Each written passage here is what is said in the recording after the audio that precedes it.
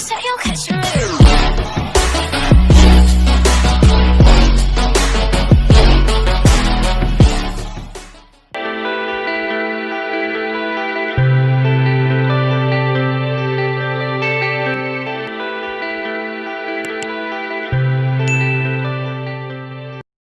नमस्कार। आज हम प्रश्नावली 7.2 से कुछ प्रश्न हल करेंगे। तो पहला प्रश्न है, राहुल ने कार खरीदने के लिए बैंक से 1,25,000 रुपये की राशि 12% वार्षिक चक्रवृद्धि ब्याज की दर से उधार ली, तो 3 वर्ष बाद देय राशि एवं ब्याज की राशि बताइए। तो यह चक्रवृद्धि ब्याज से उधार लिया राहुल ने। तो सबसे पहली बात यह है कि मूलधन या पी क्या है। यहाँ पर मूलधन या पी बराबर दिया है 1,25,000 रुपये। समय या एन क्या है, समय है 3 वर्ष, और दर या आर है 12%। तो हम मिश्र धन और ब्याज ज्ञात करेंगे। तो मिश्र धन ए बराबर हमें ज्ञात करना है, और चक्रवृद्धि ब्याज बराबर हमें ज्ञात करना है। CI बराबर कंपाउंड इंटरेस्ट। तो क्या होता है, मिश्र धन ए बराबर होता है P 1 धन R/100⁴n। तो यहाँ पर मान रख देंगे। तो ए बराबर हो जाएगा, पी का मान कितना है 1,25,000 रुपये, और 1 धन आर ये है 12/100, पूरे का घात क्या हो जाएगा एन मतलब कितना है, यहाँ पर 3 वर्ष है। तब ये हो जाएगा 4 तिया 12, 4 दूनी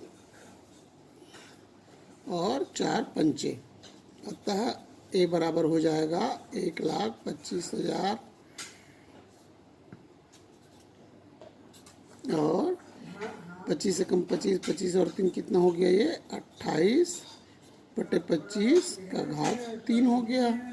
तो बराबर हो गया 1,25,000 गुना 28/25 गुना 28/25 गुना 28/25। अब 25 से काट देंगे, 25 से कम 25, 25 पंचे 125, 30 दूनी हो गया, 25 से कम 25, 25 दूनी 50, 2 शून्य, 25 से कम 25, 25 अट्ठे 200। तो बराबर हो गया यह 8 गुणित 28 गुणित 28 गुणित 28। तो बराबर इसको गुना करने पर क्या आएगा, 1,75,616 आएगा। तो यह हमारा क्या हो गया, मिश्र धन हो गया। अब चक्रवृद्धि ब्याज की गणना करेंगे। तो चक्रवृद्धि ब्याज बराबर होगा मिश्र धन ऋण मूलधन। तब बराबर हो जाएगा 1,75,616 ऋण 1,25,000। तो बराबर आ जाएगा 50,616 रुपये। हमें क्या प्राप्त होगा, चक्रवृद्धि ब्याज प्राप्त होगा। अतः राहुल को 3 वर्ष बाद कितना देना पड़ेगा, 1,75,616 रुपया देना पड़ेगा, और उसका ब्याज की राशि होगा 50,616 रुपया। तो यह आपको समझ में आ गया होगा पहला प्रश्न। अब हम दूसरा प्रश्न ले लेते हैं। दूसरा प्रश्न है, 3,000 रुपये का 8% वार्षिक ब्याज की दर से 1/2 वर्ष के चक्रवृद्धि ब्याज की गणना कीजिए जब ब्याज अर्धवार्षिक संयोजित हो।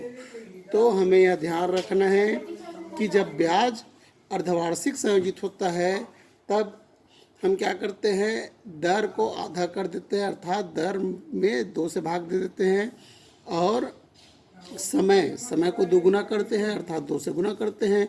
2 से ही क्यों करते हैं अर्धवार्षिक में, क्योंकि 1 वर्ष में 2 बार अर्धवार्षिक होता है। जब ब्याज की गणना तिमाही की जाती है तो समय में 4 का गुणा किया जाता है और दर में 4 का भाग दिया जाता है। यह हमेशा आप ध्यान रखेंगे।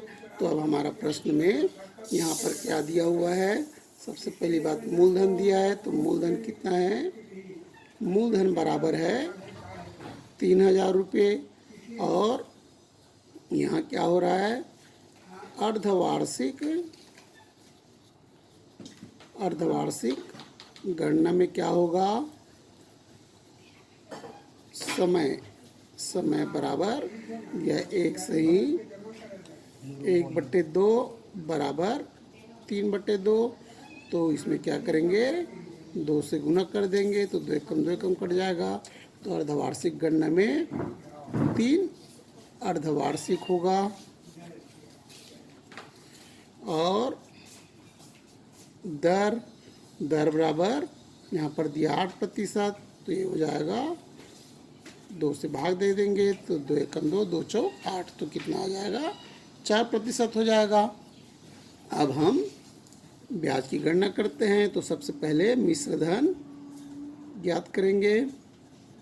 तो मिश्र धन ए बराबर हम पहले ज्ञात कर लेते हैं। तो सूत्र रखेंगे चक्रवृद्धि मिश्र धन का। तो ए बराबर होता है P 1 धन R/100 का घात n।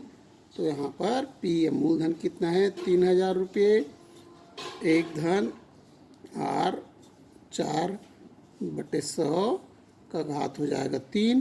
तो बराबर होगा 3000 गुना 4 एकम 4 और 4 दूनी 8, 4 पंचे, तो ये हो गया 1 से ही 1/25। तो 25 एकम 25 और 1 26, 26/25 पूरे का घात हो गया 3।